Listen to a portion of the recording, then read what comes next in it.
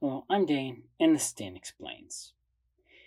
Everyone has their own idea of right and wrong.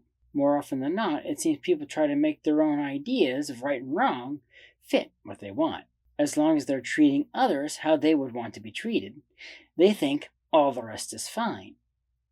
Well, right and wrong is not a relative concept. This is why the Catholic Church and most Christians have the concept of sin. Let me explain.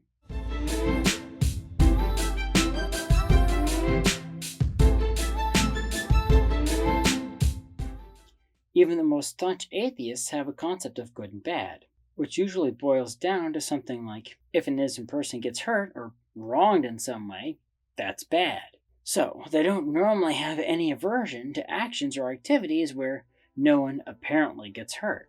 As people like to say, what's it matter among consenting adults? Christians, on the other hand, seem to be more picky about what actions they consider bad, also known as sin. That's through the concept known as moral relativism. Atheists are generally moral relativists, believing that sin is not some fixed thing, but rather a concept in the mind of an individual. Christians, on the other hand, see sin as a law, similar to the law of physics. Similar to physics, if you understand the rules, you can deduce what a sin is and what it is not. The reason why Christians can see it that way is because they believe in an absolute power that defines such things. God. God defines what's good and bad, which makes it easy for Christians in most cases. However, there are ways to deduce these moral rules without directly going to the Bible or the church. Just because an action doesn't seem to have any negative consequences doesn't mean that it truly actually doesn't. Everything that is a sin, even if it doesn't have a direct negative consequence, has an externality that is a negative consequence.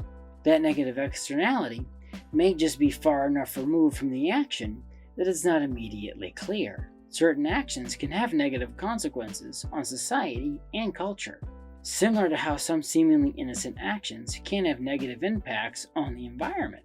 People's actions can pollute society, eventually leading to the collapse of that society. Look at what things pretty much any late-stage society accepts as permissible. Things like accepting promiscuous behaviors, abortion, and the acceptance of addictive behaviors like gambling and drugs. The loss of rules weakens the sense of societal identity, in turn reducing the people's need to protect their society from outside compromises.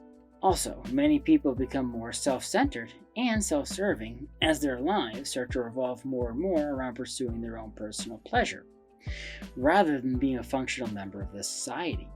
So when something threatens their civilization, the people are less motivated to protect it. A great example of this was the fall of Rome.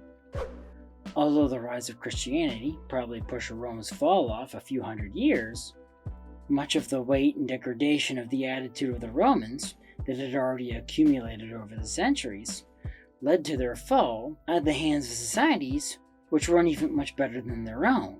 So every action that's a sin has a negative outcome in some form, and not just to the person perpetrating it. Even sins that we would think only have negative actions on ourselves also hurt society and hence everyone else, because whether we like it or not, we're part of society.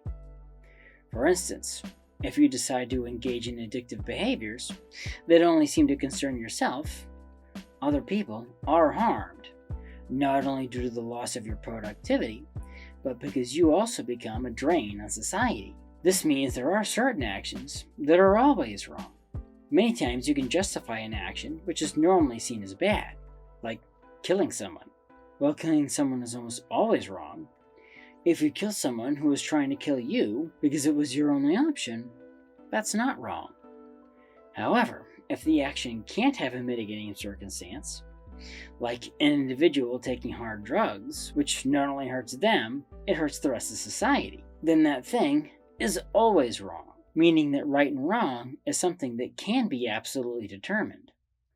In turn, that means moral relativism is wrong. The implications of that are broad and beyond the scope of this video. So, stay tuned for that one, and thank you for watching. If you like this video, and other topics ranging from theology to science, please press the like button, subscribe to my channel, and ding the bell to get notified when I post new videos. Also, please support me on Patreon to get extra content and special perks. Link in the description. The more people support me, the more time I can dedicate to making videos like this one. So, until next time, have a great week.